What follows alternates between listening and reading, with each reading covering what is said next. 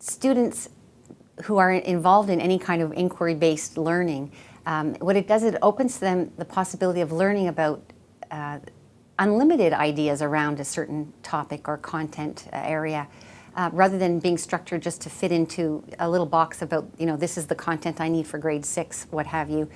Students come up with questions and wonderings based on their schema or their mental models. And their questions become real, authentic questions. The learning they then pursue becomes relevant and meaningful to fleshing out their schema and their thoughts around different topics. And then opens them up to different worldviews, different people's views. It opens the gate to finding experts, finding people outside the school system, really engaging with the school community to come to a better understanding of what these ideas truly mean and what they mean to people in their relationships to the world and to each other. So the curriculum really becomes something a teacher can leverage to get kids to think.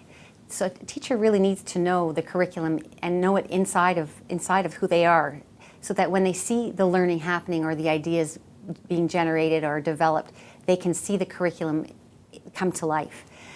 So knowing the curriculum is used all the time, but it's used in a different way. So as students have wonderings, teachers can tie in connections to curriculum, between curriculum documents, between disciplines within education. And knowing that curriculum, then they can assess students individually as they grow in their understanding of certain topics or certain ideas. So the I Think tools that we used at Hamilton Wentworth District School Board came from the Rotman School of Business. And what they did was they looked at models that they had used in business world to solve difficult problems, or what they refer to as wicked problems. And they leveraged some of those tools to use with school-age children. The first one that we use is called the Ladder of Inference. And it's been adapted by Rotman to use with children, whereby we look at ideas or topics and we have students check their understanding, bring their prior knowledge to the table and their current understandings of a certain idea, and then use the ladder to determine whether or not their conclusions are based on their assumptions, their beliefs, or actual valid data that exists out in the world. So it's a great tool for kids to go out and start investigating, researching, coming back, checking their own thinking and seeing how it fits in with current thinking they have within their group. Another tool that they use to help students think more deeply is causal modeling. And again, when you're dealing with an issue or a thought or even a value of your own, you want to really dig deep to find out what may cause your thinking or that event to happen. So causal modeling can be used for any topic, any science topic, math topic, anything within the affective domain.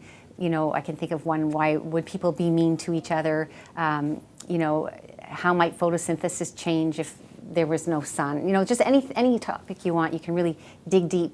And when students use it, they look at all the potential causes, and then what would cause that cause to happen. So what would be true for that to happen? And they work their way into many different possibilities of where the root problem might be.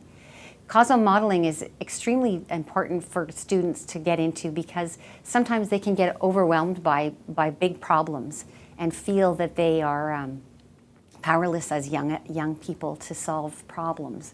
But when we break it up into seeing that there are many root causes for a big problem, oftentimes they can tackle one small portion and see that they can affect bigger change. So it becomes a good thinking tool for really digging deep into problem solving. So a third tool that Rotman has provided our teachers with is something that they've taken from their opposable model practice in business, and they call it a pro-pro chart. Currently in education, we've often had pros and cons. We debate. There's a winner and a loser. But by taking models, they take a big problem and create two models of how a model would look to solve a problem. But they look at the models with a lot of opposition, and neither of the models could possibly be true.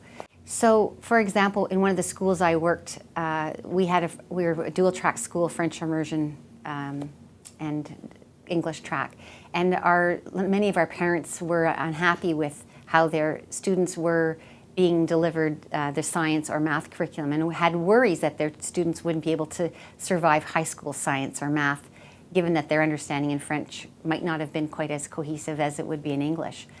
So looking at the parents and the families' concerns, we use the Pro model in a way to bring together a team of teachers to solve the problem. How could we deliver French immersion in a way that was unique to our school?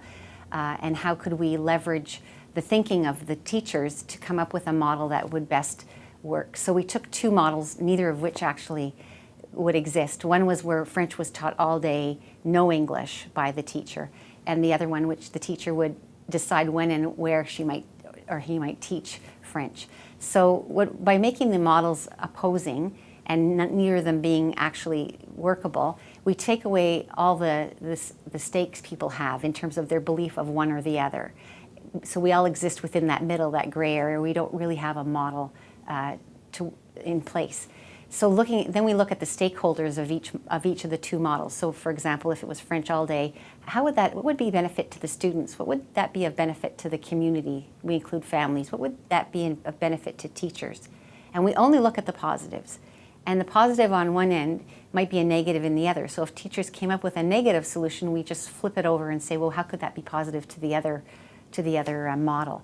So we look at those two opposable models and we start to look at connections between them to really draw out what we value about the models and how we deliver French immersion. So our teachers, even though they had varying ideas on how they valued the teaching of French immersion, they could come to a real common understanding of what they valued about the program and how they saw, and what in essence were the must-haves to a solid French immersion delivery model.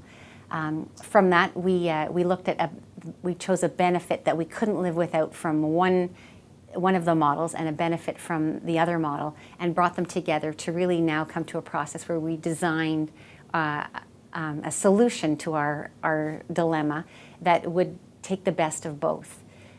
So as a group, we did that, and we came up with two possibilities or two benefits that we needed to integrate, and we came up with a model we could all live with, whereby the parents would be satisfied in terms of their students' French immersion learning and their science and math delivery, as well as the teachers all bought into developing this process, how they would deliver their rotary subjects, and we met the curriculum and board needs for delivery of French immersion programming.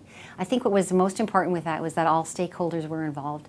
And we did share that information with parents and walk them through the process, so we saw how we came up with the design.